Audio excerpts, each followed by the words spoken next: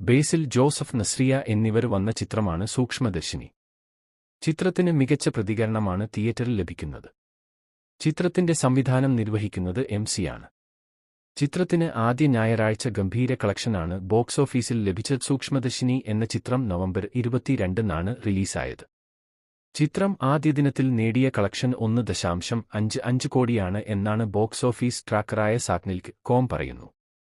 രണ്ടാം ദിനമായ ശനിയാഴ്ച ചിത്രത്തിന്റെ കളക്ഷൻ 96.13% വർദ്ധിച്ചത്.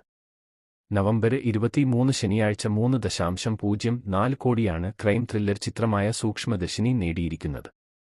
മൂന്നാം ദിനമായ നവംബർ 24 ഞായറാഴ്ചയും ചിത്രത്തിന്റെ കളക്ഷനിൽ കുതിപ്പുണ്ടായി. SACNILC.com കണക്ക് പ്രകാരം ആദ്യ ഞായറാഴ്ച സൂക്ഷ്മദർശിനി 4 കോടിയാണ് നേടിയത്. 66.22% ആയിരുന്നു ചിത്രത്തിന്റെ തിയേറ്റർ ഓക്യുപ്പൻസി എന്നാണ് SACNILC.com കണക്കുകൾ പറയുന്നത്.